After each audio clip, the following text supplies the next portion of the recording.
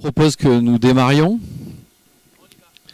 Bon, d'abord, bonjour à toutes et tous. Donc, simplement, pour démarrer, d'excuser Robert Crost, le président du syndicat mixte de la Camargue ardoise, qui a retenu sa commune par une urgence.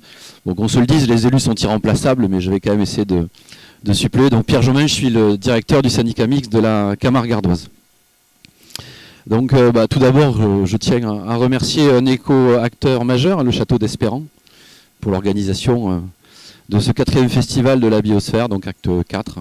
Et félicitations à ceux qui le font vivre, donc qui met à l'honneur la réserve de biosphère de Camargue, dans un lieu dont on jouit encore cette année patrimoniale, chargé d'histoire camarguaise. Je tiens aussi, mais je le fais au nom de Robert Coste, à excuser la présidente de la réserve biosphère, la présidente du parc naturel de Camargue, Anne Claudius Petit, qui n'a pu se dégager pour être avec nous ce matin.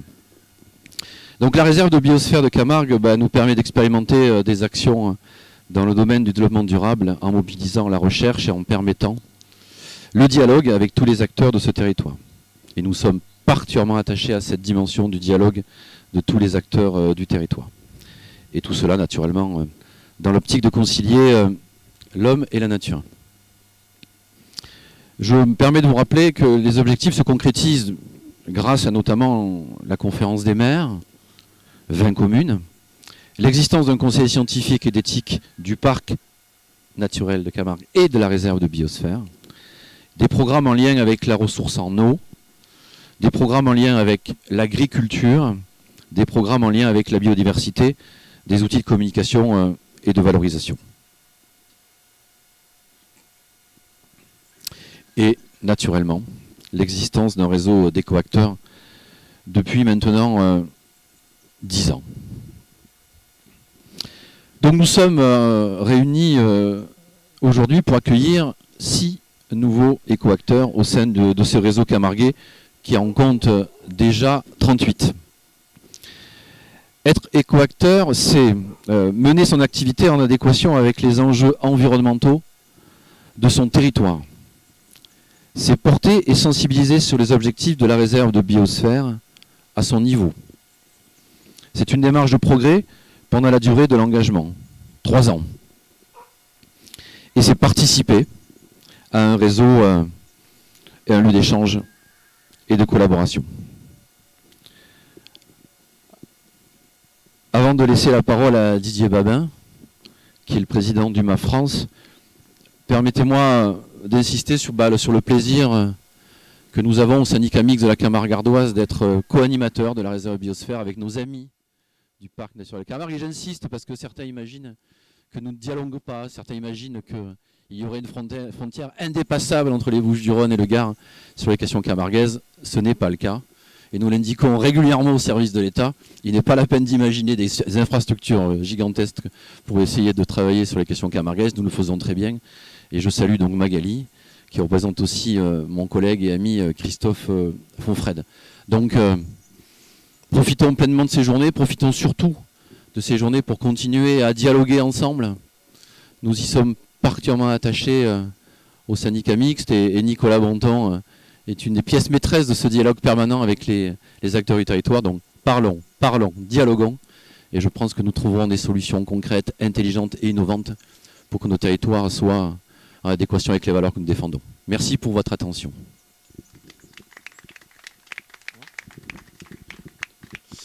Bonjour à tous. Pour moi, c'est une grande joie d'être parmi vous. Ce sont les 4e journées d'actes. C'est la 3e fois que je participe. C'est toujours sympathique de voir la mobilisation des gens sur le terrain. Moi, j'ai moins l'habitude d'être sur le terrain que certains. Donc, c'est toujours bien de voir du concret, des engagements. Pour ceux qui n'étaient pas là hier, puis peut-être pour ceux qui ne connaissent pas, je vais présenter rapidement ce qui est le programme MAB et les réserves de biosphère. Donc les réserves de biosphère ont été créées à partir d'un besoin qui a été exprimé à l'UNESCO au début des années 70, à l'époque où on ne parlait pas encore de développement durable. Et donc à partir des scientifiques qui se sont mobilisés, l'idée, ça a été de mettre à la disposition l'information scientifique, les connaissances, pour faciliter les prises de décision à l'échelle locale sur la gestion des écosystèmes et essayer de vivre plus en harmonie entre l'homme et la biosphère. Donc d'où le nom Man and the Biosphere, l'homme et la biosphère, avec un grand H. Hein. C'est pas uniquement le mal, c'est bien les humains et la biosphère. Alors on a toujours des problèmes de vocabulaire quand on dit l'homme et la biosphère, et on a toujours des problèmes de vocabulaire quand on dit une réserve. Alors, une réserve, c'est pas une mise sous cloche, et une réserve de biosphère, c'est absolument pas ça. C'est plutôt l'inverse. C'est essayer de voir vraiment comment on peut vivre en harmonie entre l'homme et les composantes naturelles. Les autres composantes naturelles, parce qu'on a bien entendu Gilles Boeuf hier qui nous a expliqué à quel point on était nous-mêmes un écosystème dans notre flore intestinale, sur notre peau et partout. Voilà, donc on essaye de vivre plus en harmonie à travers ces sites. Donc actuellement, il y a plus de 740 sites à travers le monde qui se sont engagés à travers leur gouvernement à présenter des dossiers de réserve de biosphère. Tous les ans, on en a 10, 15, 20 qui viennent compléter ce panorama à travers, je crois actuellement, 132 pays. En France, on a 16 réserves de biosphère. Les deux dernières qui ont été créées il y a 2 ans, c'était la Moselle Sud et l'ensemble de la Martinique. Donc c'est la première fois qu'on a un territoire aussi homogène, j'allais dire, enfin aussi homogène administrativement, qui s'est engagé. Et c'est quand même une démarche qui est assez originale. Voilà, donc ça c'est la désignation au niveau de l'UNESCO. Ensuite, il faut que ça se concrétise par des choses concrètes sur le terrain. Et il y a une quinzaine d'années, un peu plus, on a réfléchi à partir de l'expérience, d'une expérience hors de France qui était située à Madagascar, à voir comment on pouvait engager des acteurs de terrain pour mieux prendre en compte les écosystèmes en lien avec les activités économiques.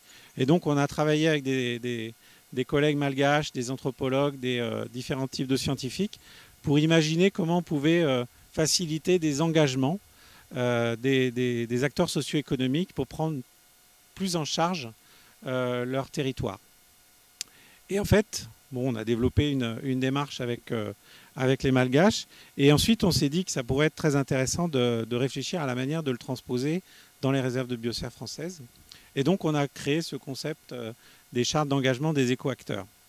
Alors être écoacteur, au départ, c'est simplement, c'est une démarche volontaire, tout d'abord, qui est une démarche d'amélioration de ces pratiques.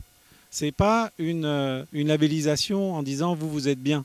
Non, c'est une démarche en disant vous vous engagez à un certain nombre d'actions, d'activités, de pratiques qui vont faire en sorte que vous allez mieux faire votre travail en lien avec cette réserve de biosphère, plus la respecter. Et puis un point qui est essentiel, c'est essayer de montrer aux autres acteurs de votre secteur que c'est possible. L'idée, c'est d'enclencher une petite boule de neige dans chaque secteur d'activité. Je me souviens que la première fois que je suis venu signer des chartes d'écoacteurs ici, il y avait deux acteurs totalement différents. Il y avait un distributeur d'engrais, voilà, et il y avait un buraliste qui s'engageaient tous les deux à améliorer leurs pratiques pour mieux prendre en compte la biodiversité. Et ce qui était très étonnant, c'était de voir à quel point ils partageaient les mêmes valeurs, alors qu'ils étaient dans deux domaines complètement différents. Et chacun, à sa mesure, s'engageait par rapport à la réserve de biosphère. Alors on a fait des petits dans d'autres réserves de biosphère. Et puis on a inspiré, même s'ils n'ont pas suivi totalement ce modèle-là, l'Office français de la biodiversité qui a créé ce qui s'appelle maintenant les entreprises engagées pour la nature et les territoires engagés pour la nature. Voilà. Donc les choses avancent petitement. Ici, donc, dixième année, on arrive à une cinquantaine d'écoacteurs dans différents domaines, ce que tu vas nous présenter tout à l'heure. Et je suis vraiment très content de pouvoir à nouveau signer ces chartes avec les écoacteurs parce que c'est une démarche volontaire et elle est pas contrôlée de l'extérieur, elle est contrôlée de l'intérieur. Et c'est pour ça qu'on avait développé ça à Madagascar. C'est parce qu'il n'y avait pas forcément de moyens de contrôle comme un label. Un label, c'est intéressant dans la mesure où c'est suivis, évalués, contrôlés, éventuellement qu'on pu exclure des gens quand ils ne respectent pas le label. Ici, on est dans une démarche vraiment volontaire et on souhaite qu'elle soit portée par les autres écoacteurs. Si un écoacteur ne respecte pas ses engagements, quelque part, ça dévalorise les autres. Ça veut dire que les autres ne sont pas forcément capables de les prendre en compte. Voilà, donc c'est un petit peu cette démarche qu'on a voulu engager. Et c'est pour ça qu'on veut qu'elle soit signée en présence des autres écoacteurs de cette, entre guillemets, promotion, d'autres écoacteurs éventuellement, et surtout qu'elle soit publique, avec les acteurs de la réserve de biosphère, et puis les médias, et puis l'ensemble des citoyens qui sont intéressés par ces questions. Voilà un petit peu la démarche. Et puis très heureux de venir ici pour signer ça. Je ne suis pas très loin, je suis à Montpellier généralement.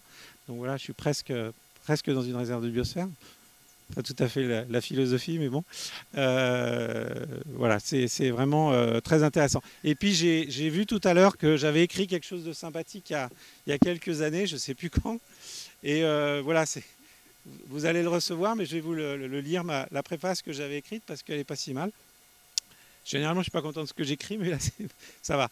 J'ai mis, donc en rejoignant le réseau des écoacteurs des réserves de biosphère françaises, vous rejoignez également la grande famille du MAB. La charte d'engagement des écoacteurs est à la fois le reflet de nos valeurs communes et une source d'inspiration pour aller plus loin dans votre démarche de progrès. Par votre engagement, vous marquez votre attachement à votre territoire remarquable et à ses richesses naturelles et patrimoniales, entretenues et conservées par les hommes et les femmes qui y vivent depuis des millénaires. Les contributions de chacun au sein de ces réseaux d'écoacteurs, par des échanges d'expériences, la formation, la sensibilisation, l'amélioration continue des pratiques, sont essentielles pour réussir une transition écologique et sociale des territoires dans le sillage des objectifs de développement durable des Nations Unies. C'est notre responsabilité à tous pour transmettre les richesses de notre planète aux générations futures. Voilà, donc je te passe la parole.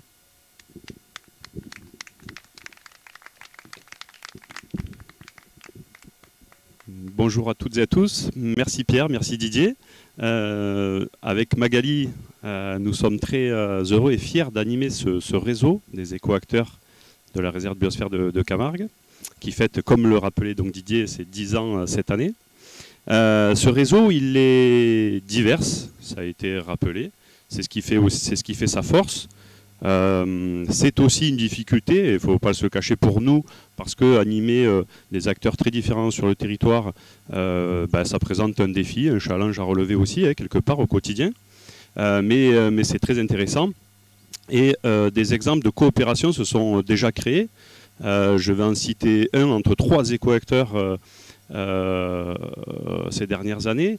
Donc Bernard Poujol, avec son activité de riziculture et de canard des rizières, a collaboré avec l'école de Saint-Gilles des Cigaloun et avec l'association Bénin sans frontières, qui est basée à Générac et qui intervient sur des projets de coopération entre la Camargue et le Bénin. Donc des synergies se créent.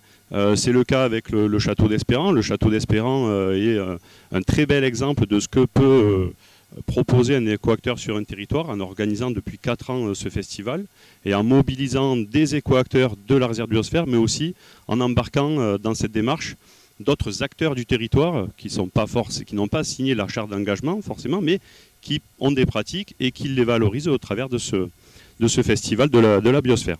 Donc ce réseau est divers, et avant d'accueillir les 6 nouveaux écoacteurs de l'année 2024 et qu'ils se présentent à vous et qu'ils présentent leurs engagements individuels et leurs engagements collectifs, parce que c'est bien les 2 aspects qui sont importants lorsqu'on adhère dans ce réseau, je voulais simplement vous citer, sans être trop long, les 38 écoacteurs existants. Donc l'association Siloé du Grau-du-Roi, qui travaille sur la réinsertion sociale.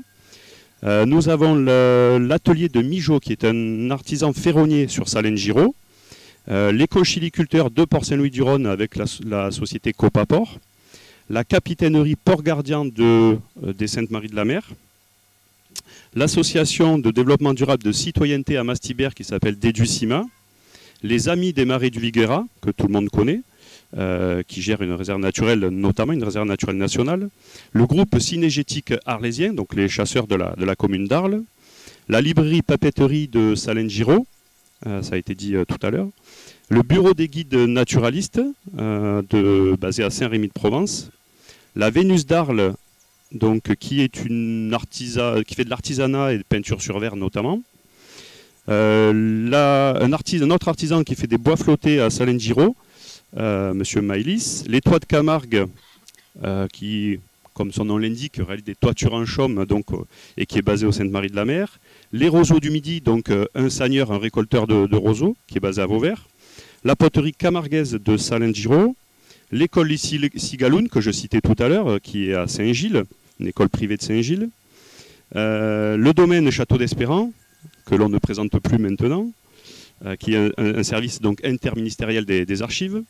Le domaine Château Beaubois pour les vignerons et agriculteurs qui sont dans ce réseau.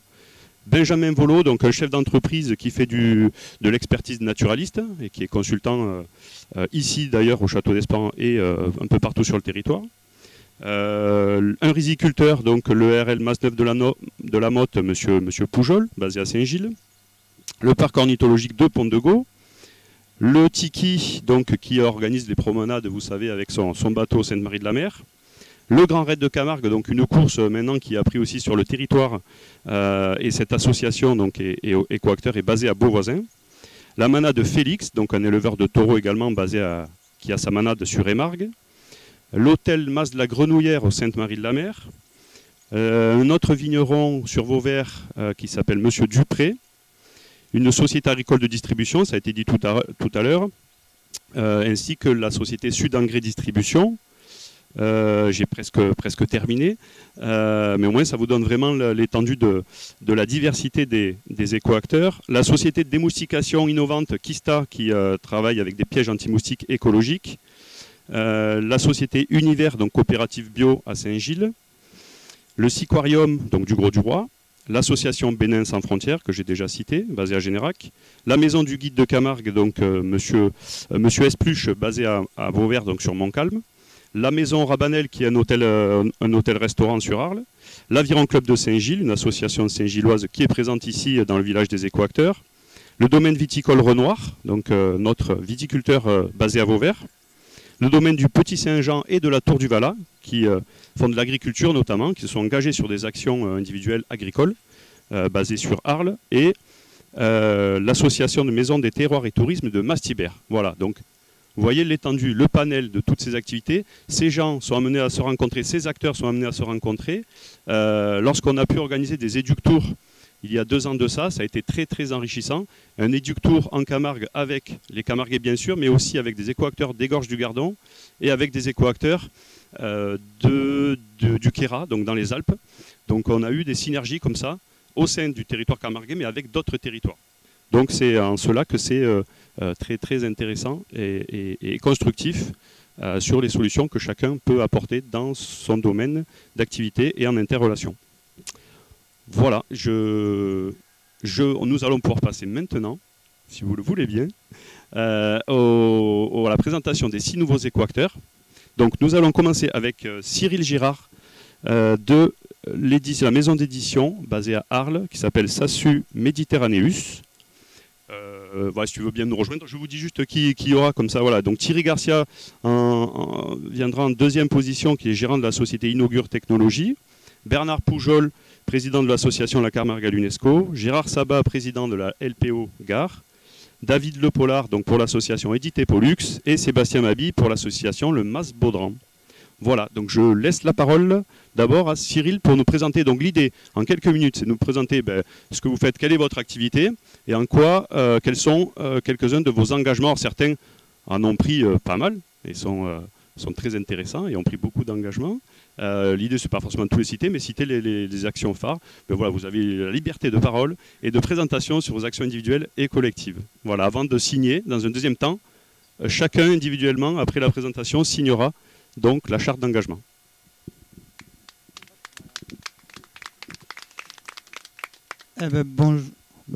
Bonjour à tous. Donc Cyril Girard, effectivement, je suis le créateur de cette maison d'édition qui s'appelle Mediterraneus.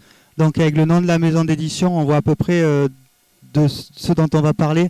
Donc moi ce qui m'intéressait c'était de valoriser tout ce pourtour méditerranéen, en fait, tous les écosystèmes méditerranéens. Et la maison d'édition, son principal propos c'est d'éditer des livres qui parlent de ça et d'aller chercher un petit peu le grand public ou les naturalistes et d'aller leur permettre de comprendre un petit peu mieux ces écosystèmes particuliers. Bon, je ne vais pas rappeler ici ce que c'est que la Méditerranée, le hotspot de biodiversité que c'est, mais aussi toutes les menaces qui pèsent là-dessus. Moi, je suis naturaliste au départ. Et il y a beaucoup de gens dans le milieu naturaliste qui voyagent beaucoup, qui vont explorer le monde entier, découvrir des espèces formidables aux quatre coins du monde. Et nous, ce qu'on essaye de faire, c'est de dire aux gens, mais avant peut-être de partir, de voyager et d'augmenter son bilan carbone, ça vaut le coup d'essayer déjà de découvrir son environnement, ce qui se passe auprès de chez vous, avec quand même la petite idée derrière de se dire que cette phrase un petit peu bateau, c'est qu'on protège que ce qu'on connaît, c'est que la connaissance, c'est vraiment le facteur premier d'une envie derrière. Pourquoi pas de s'engager au niveau associatif, mais en tout cas de devenir un vrai acteur de la protection de ce territoire. Donc c'est vraiment ce qui nous anime. Moi je suis illustrateur, naturaliste, auteur de livres depuis 2003, donc j'avais déjà beaucoup travaillé avec d'autres maisons d'édition, d'autres revues, et ce qui me chagrinait aussi, c'était la manière dont on fabriquait le livre. Globalement, c'est un circuit très particulier, la fabrication d'un livre. Surtout que les livres qui parlent d'environnement, il y en a de plus en plus. Mais j'étais un peu désespéré de voir cette manière d'opérer, de faire des livres sur l'environnement qui étaient imprimés en Pologne, en Bulgarie, sur du papier qui n'était pas du tout certifié, avec des imprimeurs sans certification. Et l'idée, c'était de me dire aussi, je vais essayer de voir si, en changeant un petit peu ce qu'on disait tout à l'heure, en apportant un œil frais, nouveau sur la manière de fabriquer un livre, et de dire, avec un modèle plus vertueux, c'est possible aussi. Donc ça nécessite éventuellement de rogner sur les marges, d'avoir peut-être moins d'intermédiaires dans la distribution du livre, mais en rognant sur ces marges, on peut arriver à faire des produits dont on n'a pas à rougir de la manière dont on l'a fabriqué. Donc quand j'ai créé la maison d'édition Méditerranée, j'ai été porté par une couveuse d'entreprise arlésienne intermède qui fait de l'économie sociale et solidaire. Donc j'ai essayé aussi d'intégrer ça dans les statuts de la société, tout cet aspect social, solidaire, environnemental, et de pouvoir dire que voilà, on allait travailler avec des prestataires locaux, donc des imprimeurs notamment à Marseille ou à Moguio, donc situés à moins de 100 km de chez nous, qui avaient eux-mêmes déjà des démarches environnementales, donc ils étaient labellisés Print Environnement notamment, qui travaillaient déjà avec des produits sourcés, donc notamment du papier recyclé. En 2016, quand j'ai créé la société, c'était facile parce qu'il y avait un grand opérateur de papier recyclé en France qui malheureusement n'existe plus, c'est beaucoup plus compliqué maintenant. Donc il y a des engagements qu'on avait pris en 2016 qui sont un petit peu plus compliqués à tenir aujourd'hui, mais ça c'est pas très grave. Et l'idée aussi c'était de mieux rémunérer les auteurs, voilà, parce que moi en tant qu'auteur, on s'est aperçu que quand on bosse avec des grosses maisons d'édition, les auteurs étaient souvent les parents pauvres du modèle économique du livre, sous plein de prétextes différents, que c'était cher d'imprimer, c'était cher de payer les intermédiaires. Donc l'idée, nous, c'était quand même d'avoir aussi une rémunération pour les auteurs qui soit à la hauteur, c'est le cas de le dire, de ce qu'ils créent, parce que sans auteur, il n'y a pas de livre. Donc il y avait quand même des engagements forts, j'ai envie de dire, dès le départ, mais qui procédaient d'une logique qui pour moi était tout à fait naturelle. Et donc dans la maison d'édition, on développe deux principales collections. Donc une collection qui est vraiment ancrée sur la Méditerranée, les milieux marins de Méditerranée, parce que je me suis aperçu qu'il y a beaucoup de gens qui sont des usagers de la mer, que ce soit au niveau bateau, au niveau plongée, etc., mais qui n'étaient pas forcément des gens qui connaissaient bien cet environnement, notamment au niveau de la plongée, où il y a quand même beaucoup de gens qui vont sous l'eau, mais qui ne sont pas forcément des fins connaisseurs de l'environnement. Et j'avais moi l'intuition que, autant dans les milieux terrestres, le fait qu'il y ait beaucoup d'associations, de guides qui permettent de découvrir, ça a formé des citoyens concernés, que dans les milieux marins, ce n'était pas le cas. Donc on a voulu un petit peu s'intégrer là-dessus.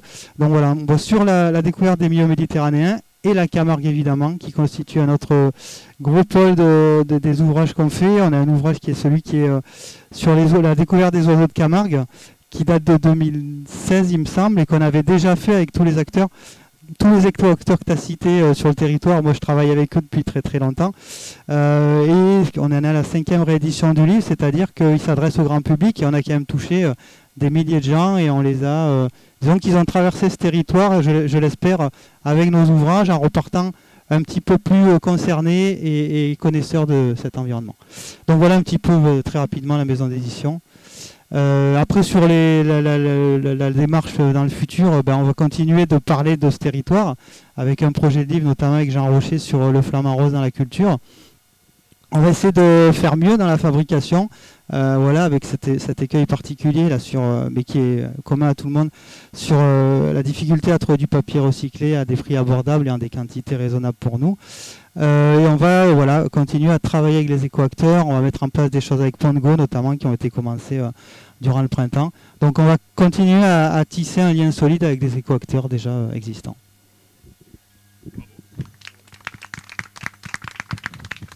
Merci. Merci Cyril. Très belle description des engagements pris. Je sais pas si ça marche. Oui, donc nous allons maintenant procéder à la signature et à la remise. Voilà. Donc,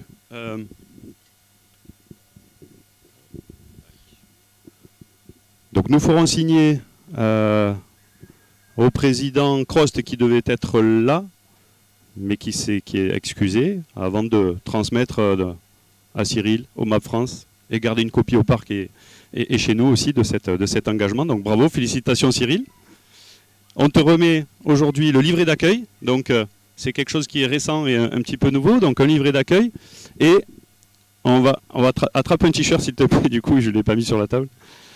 Voilà, le premier je pensais très bien, voilà, un support de communication, quand tu seras sur un stand ici ou ailleurs sur le territoire, ou en dehors du territoire, pourquoi pas. Du coup, ce t-shirt voilà, qui permet d'identifier que tu es éco-acteur de cette réserve de biosphère. Donc on va en remettre un chacun, c'est des supports de communication récents qu'on avait pu faire grâce au projet de coopération avec le Gardon et le Mont Viso. Voilà. Juste rajouter toute petite chose, c'est pas parce qu'on dit éco-acteur qu'il faut penser uniquement que c'est destiné aux hommes. Voilà, donc c'est aussi éco-actrice. Hein. Cette année, c'est une promotion très masculine. Ce n'a pas été le cas à chaque fois, je voulais le rappeler. Mais il faudra peut-être appeler ça aussi les éco-actrices, je ne sais pas, pour inciter peut-être une année à ce qu'il y ait plus de femmes. Merci Didier, effectivement, très excellente remarque. Du coup, on va modifier un petit peu l'ordre. David a un impératif. Donc David Le Pollard pour éditer Pollux, je te laisse donc présenter tes engagements. Alors nous on est nouveaux éco-acteurs. Alors comme on est co-organisateur avec Curiosité le Château d'Espérance de Actes, je pense qu'on fait déjà un engagement en essayant de créer un espace pour les questions environnementales depuis un moment. Et on essaye de rassembler le maximum de personnes dans leur diversité, des entreprises, des associations, des kidam, des citoyens, enfin un peu tout le monde. Parce qu'on pense que déjà créer un espace de rencontre sur ces questions en Camargue, je ne sais pas qu'il n'y en a pas, hein, mais c'est important de le préserver. Donc ça c'est un des engagements. Après j'ai depuis longtemps voulu signer cette charte, mais il faut quand même avouer que Nicolas m'a un peu couru après parce que comme j'organise Actes, c'était pas simple. Donc j'ai griffonné un truc comme ça au coin de la table la semaine, il n'y a pas longtemps. Mais en tout cas, dans les actes justement, dans ce qu'on fait concrètement, je pense qu'on est éco-acteur. Et c'est pas quelque chose de récent parce que nous on vient des arts numériques. Et pendant longtemps, on a produit un festival international d'art numérique à Arles. Et ce festival ne se posait pas ces questions d'environnement comme maintenant. Et nous, on a eu un basculement, on va dire, en 2019, quand il y a eu les pics de température à la fin juin 2019. Et qu'à Saint-Gilles, il y a des gens qui ont été ramassés par les pompiers juste sur la calade de l'abbatiale, à cause de la température. Et donc là, on s'est dit, il se passe un truc. Et on ne peut plus simplement s'occuper de créer des formes visuelles, parce qu'on vient des arts visuels. Et donc, Éditer Pollux, qui est inscrit dans le territoire saint-gillois, a commencé à travailler avec le château sur ces questions. Voilà, donc je ne vais pas vous faire un résumé plus long, mais je pense que les questions environnementales, elles nous intéressent. Et en plus, nous, on est un peu un acteur atypique, on va dire. C'est-à-dire qu'au départ, ce n'était pas notre chose principale. On n'est pas naturaliste, on n'est pas... Voilà. Et on est en plus dans quelque chose qui n'est pas du tout évident, qui sont les arts visuels. C'est-à-dire c'est quelque chose qui est un peu informel, qu'on ne comprend pas forcément. Il n'y a pas forcément une logique de masse. C'est quelque chose de petit tout le temps. Mais c'est vachement important parce qu'on raconte des choses avec des images. Et voilà. Donc, d'ailleurs, vous voyez, Fidji qui est là, il est en train de tout filmer et on mettra ça sur Internet. Voilà. Ben, je vous remercie. Donc, je suis prêt à signer.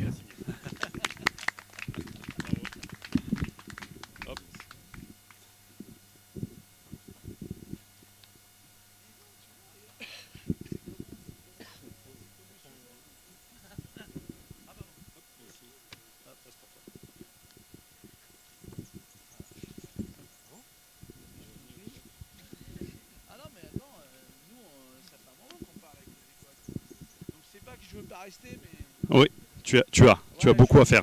L'organisation et mobilise beaucoup. Super, à tout de suite, à tout à l'heure. Nous accueillons maintenant Thierry Garcia. Celui-ci. Ouais. Alors, est-ce qu'il y a assez de longueur pour aller jusqu'à mon panneau là-bas après, hein? C'est celui-là. C'est celui-là. Voilà. Un peu en liberté. Alors, Thierry Garcia-Avrio, moi je suis tombé amoureux de la Camargue il y a une bonne quinzaine d'années. J'y venais quand j'étais jeune, quand mes parents sillonnaient le sud de l'Europe.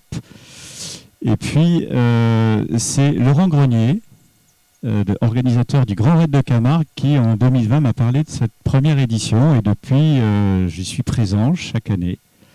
J'y suis investi en tant que mécène et sponsor et je présente une de mes innovations.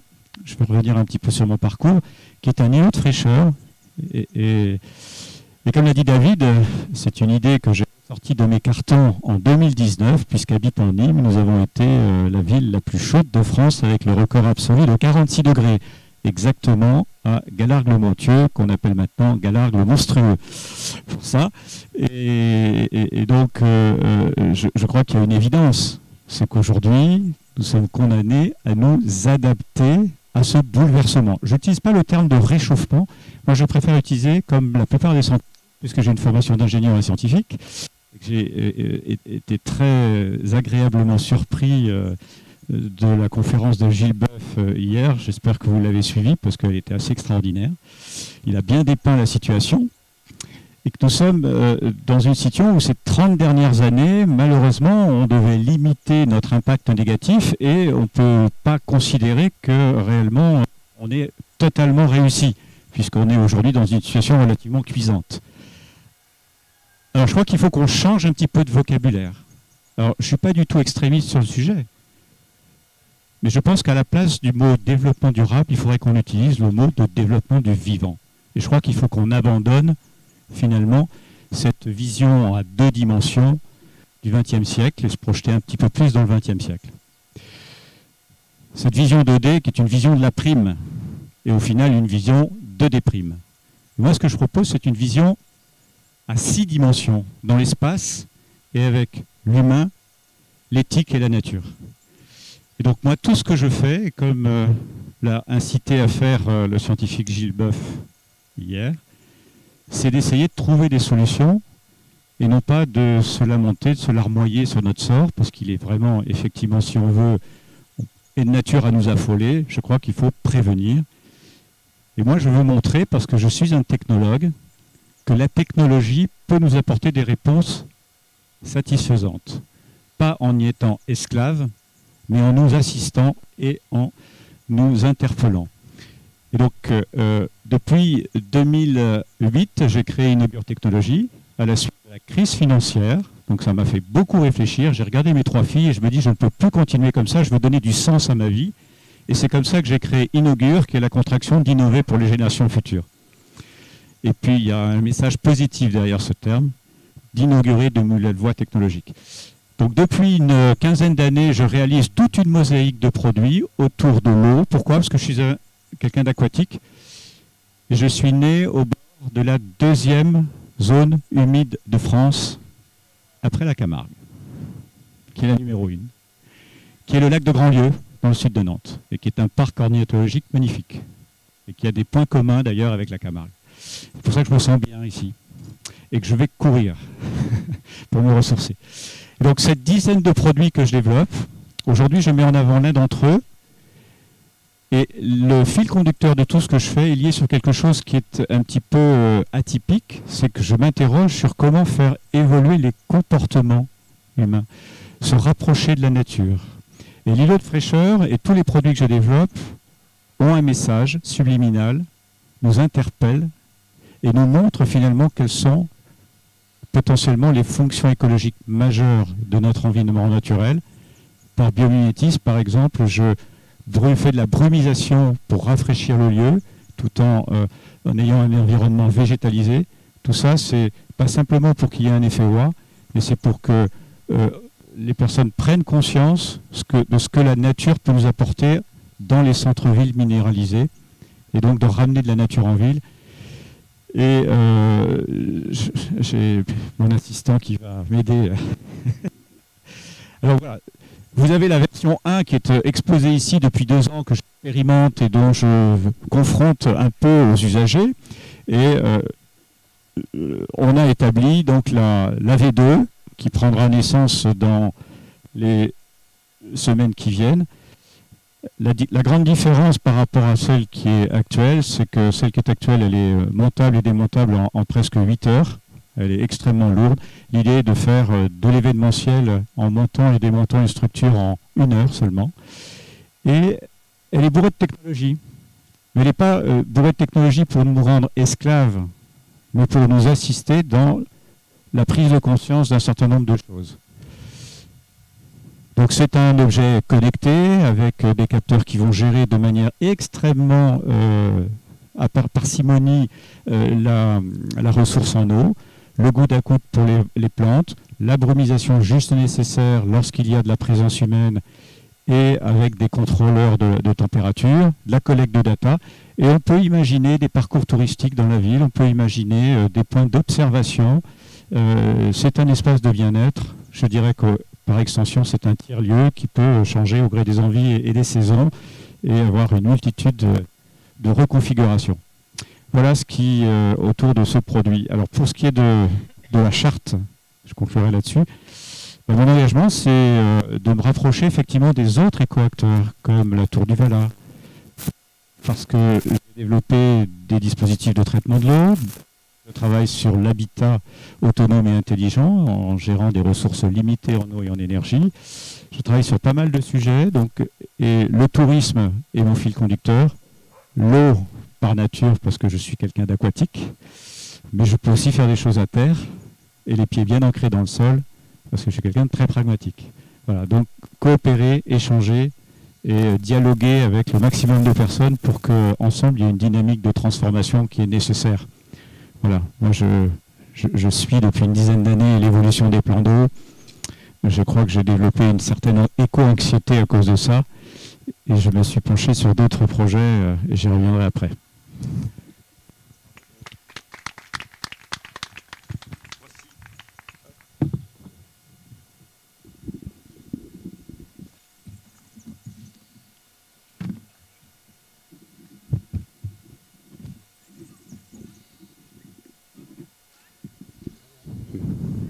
Merci Thierry. Je te laisse prendre les deux. Voilà, le t-shirt que tu pourras mettre toute la journée. Maintenant, et pour courir. Et inscrivez-vous au Grand Raid de Camargue. Je le ferai cette année, après 2 ou 3 années de bénévolat. Mais je ferai les deux cette année. Je serai à la fois bénévole et coureur. C'est la mi-octobre. Il y a plus de 380 inscrits. L'objectif, c'est d'atteindre les 600. Donc, venez découvrir cette merveilleuse région. C'est l'occasion. Bravo, merci Thierry. Nous accueillons donc maintenant Bernard Poujol pour l'association La Camargue à l'UNESCO dont il est le président. Merci de votre accueil en ce lieu extraordinaire avec le château d'Espérance. Pour présenter rapidement notre association, La Camargue à l'UNESCO, on pourrait dire qu'elle est la fille de la réserve de biosphère. Et c'est les graines que vous avez semées, Monsieur Babin, qui ont germé dans l'esprit des gens qui ont voulu faire cette association. Vous portez la Camargue, ce territoire, vous portez l'UNESCO dans votre appellation. Et on s'est dit pourquoi pas tenter l'impossible et inscrire ce territoire exceptionnel au patrimoine mondial de l'UNESCO. Pourquoi pas?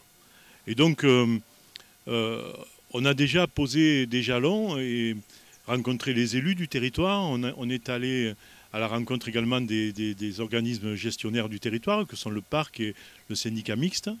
Et on s'est déjà mis au boulot, avec nos petits moyens associatifs, de participer à ce que la réserve de biosphère porte déjà.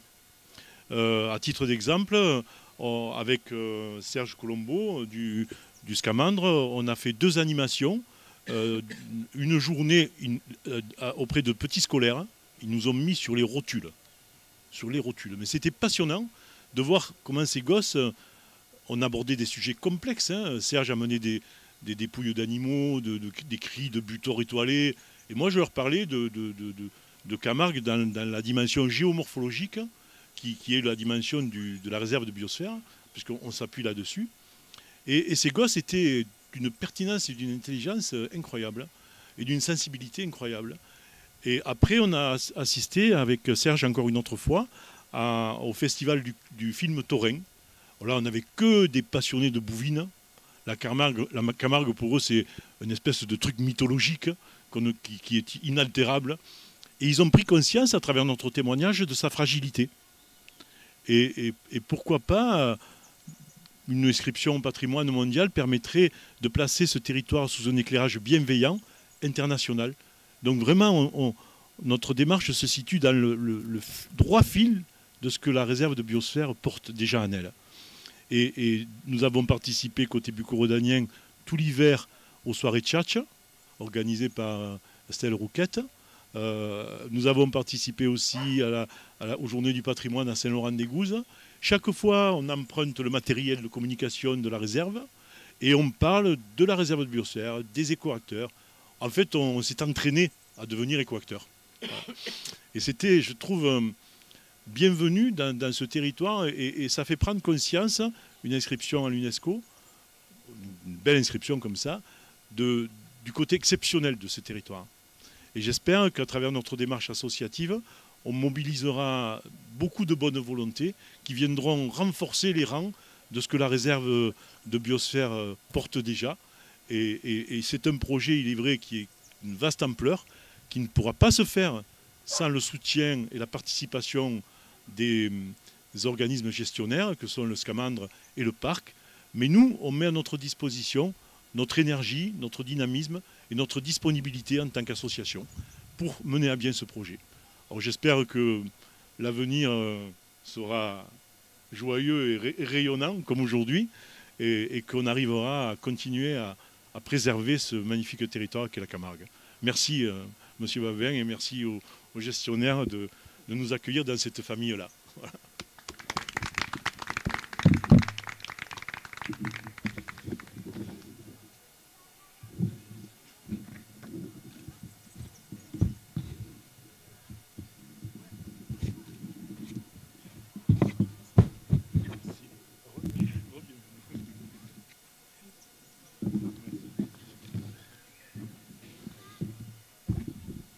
Nous accueillons donc maintenant Monsieur Sabat, Gérard Sabat de la Ligue pour la protection des oiseaux du Gard. Bonjour, voilà, moi je suis Gérard Sabat, donc administrateur de la LPO Occitanie, responsable du groupe gardois qui va devenir une délégation territoriale, ça c'est pour la cuisine interne. Voilà, donc je représente le département du Gard et l'Occitanie. Donc nous, pour l'adhésion à cette charte, ça nous paraît tellement évident que je ne sais pas trop quoi raconter, puisque la biodiversité, pour nous, c'est présent partout. On s'appelle Ligue pour la protection des oiseaux. On a été créé en 1912 au niveau national, donc on est la plus vieille et la plus grande de France. On est fort de 6000 adhérents en Occitanie, 400 dans le Gard, et on a un concept d'engagement citoyen qu'on appelle le refuge LPO. Ce sont des jardins de particuliers, des entreprises, des associations qui décident de protéger la nature dans leur espace. Ça peut être un petit balcon, ça peut être 14 hectares, ça peut être beaucoup plus grand, ça peut être le parc pour les salariés dans une usine, etc. Donc sur le territoire du Gard, on a 3 réserves de biosphère, on est gâtés, puisqu'on a les Cévennes, les Gorges du Gardon et la Camargue. Nous, pour s'engager là-dedans, on n'a pas trop de difficultés parce que sur le développement durable, ça c'est dans toutes nos démarches. C'est-à-dire qu'on essaye, on l'a rajouté dans nos sorties nature pique-nique, 0 déchet. Alors ça pose des questions aux gens, mais après on en parle, on arrive à le faire. Le covoiturage, les choses comme ça, le papier, quand on sert l'apéro à la fin des réunions, on se fournit à la Biocoop, etc. Donc sur des trucs comme ça, c'est parfait. Enfin c'est parfait, on n'est jamais parfait, mais on est dedans. Sur la diversité, pour nous la diversité c'est partout. C'est la diversité des cultures, la diversité des genres aussi, ce qui fait que quand on écrit des textes, on fait très attention à hauteur, monsieur, madame, tout ça. Voilà. Et nos textes sont écrits en français, normalement, mais aussi en catalan et en occitan, ce qui nous sert aussi, et ça nous sert énormément. Moi, je m'en sers, je suis un ancien animateur nature, moi. Voilà, pour parler un peu de moi, j'ai dormi sur la plage des Saintes-Maries de la Mer tout petit. J'ai amené mes premières amours sur la plage des Saintes-Maries et mes dernières sur la tour Carbonnière, pour vous dire. Voilà. Voilà. Quand on parle de la Camargue, c'est évident. Et mes copains à qui je vais visiter le territoire, après ils m'appellent le Camarguais. Alors que je ne suis pas Camarguais, je suis né à Marseille. Voilà. Donc la diversité, on essaye de la mettre un peu partout.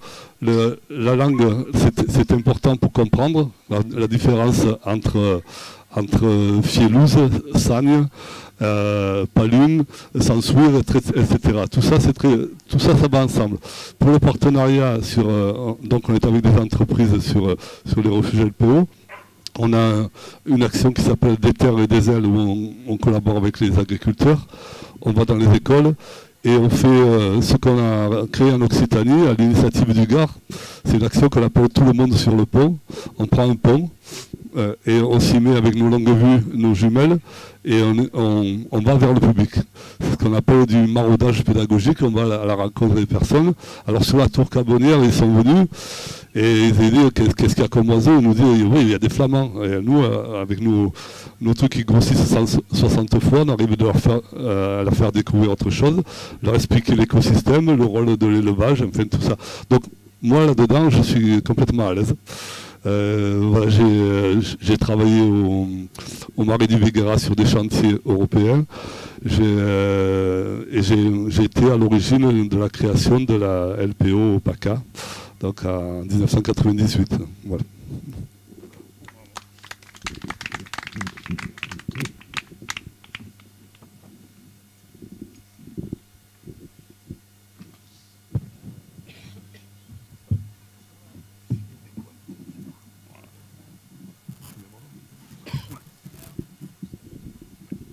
Je vais juste rajouter une petite chose par rapport à ce qu'on vient de dire, c'est qu'une association comme la LPO, qui effectivement fait énormément de choses depuis très longtemps sur ces questions-là, peut toujours s'engager à s'améliorer. Et je trouve ça assez génial d'avoir aussi des éco-acteurs qui sont engagés depuis très très longtemps, puis qui disent ouais, mais ça on peut encore faire mieux dans tel ou tel domaine.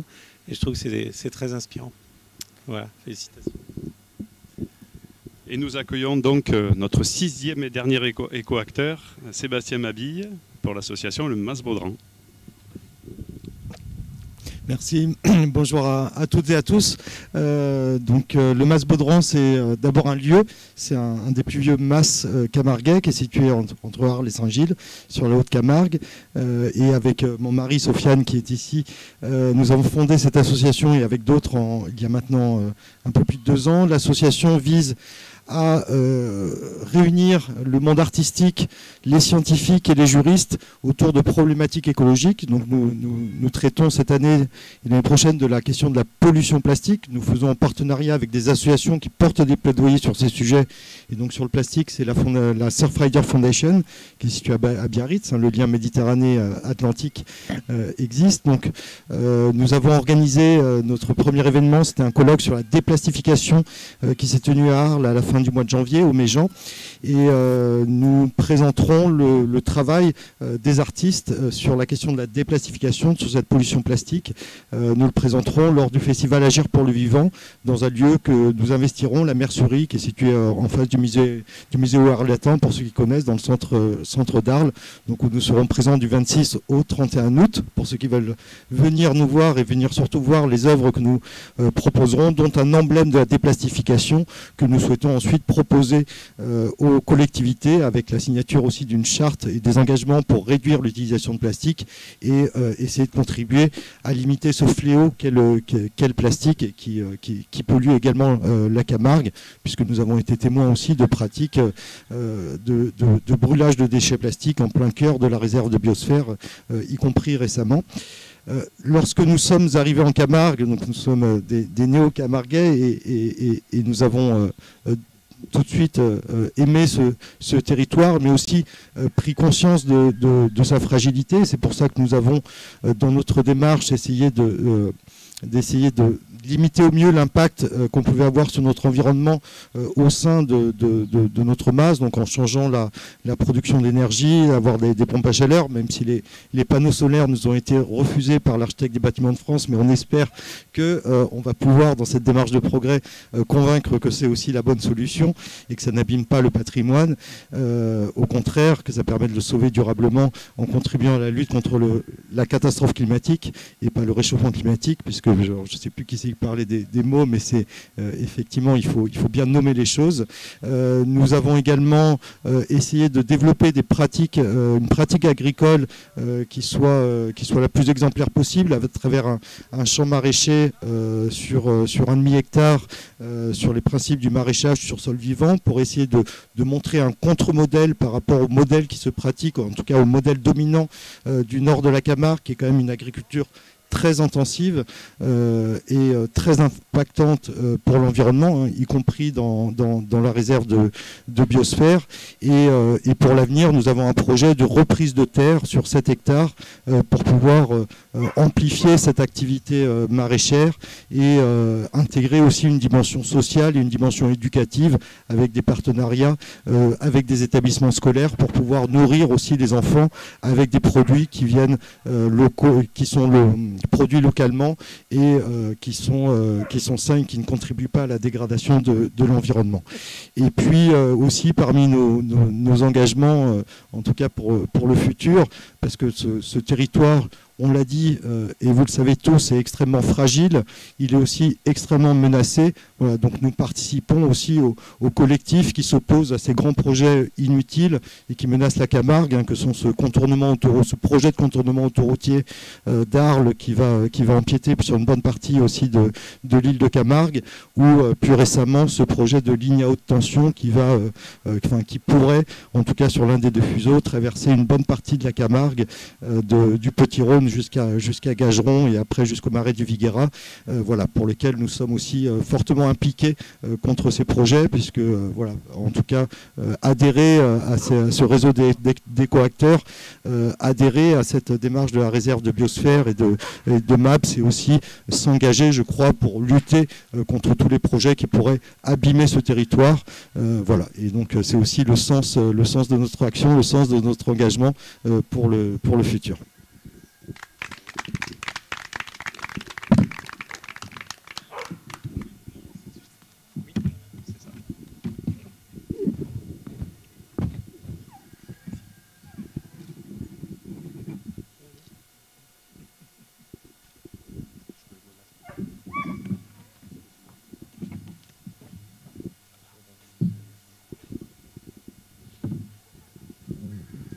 Donc, pour conclure, on vient de vous informer de la chose la plus importante peut-être, c'est que nous allons partager ensemble le verre de l'amitié et prolonger à travers ce moment convivial nos discussions, nos échanges.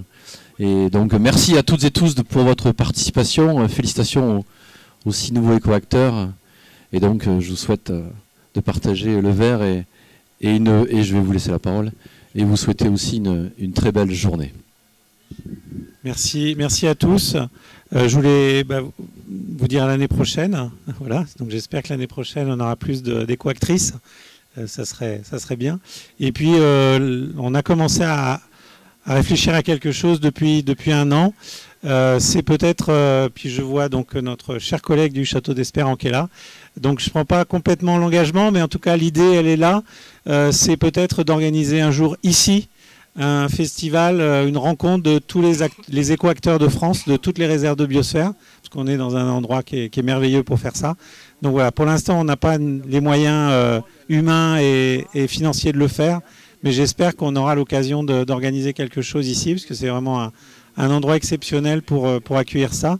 Donc si on peut organiser un festival de tous les éco-acteurs français d'ici 1 an, 2 ans, 3 ans, je ne sais pas, mais en tout cas on va se battre pour pouvoir faire ça. Ça serait assez merveilleux, parce que comme on l'a entendu avec certains éco-acteurs, ce qui est intéressant, c'est le partage d'expériences et les échanges, et surtout parce qu'on voit que les éco-acteurs de partout ont un amour de leur territoire, sont fiers de leur territoire et ont des valeurs très communes, ce qui fait que le courant passe très très vite entre eux et ils trouvent très vite des manières de collaborer, et ça c'est assez génial, quoi.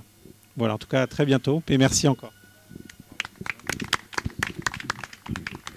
Un petit rectificatif, nous en sommes désolés. Donc, il y a d'abord une agora des vignerons créateurs avant que l'on puisse déguster les vins des vignerons créateurs. Voilà. Donc, il faut patienter encore un petit peu. Avec les 6 éco-acteurs, M. Babin, Pierre, Magali, est-ce qu'on peut faire une photo quand même avant de libérer tout le monde? Est-ce que David, tu peux venir, s'il te plaît? Qui est-ce qui manque? Cyril, ouais, mais est-ce que Cyril est parti?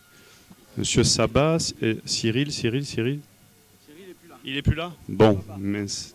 Bon, tant pis. Voilà.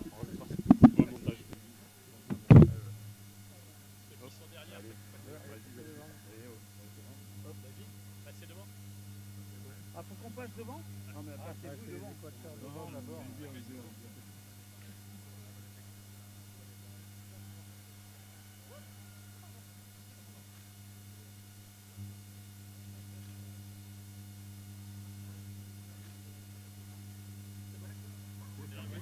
Super.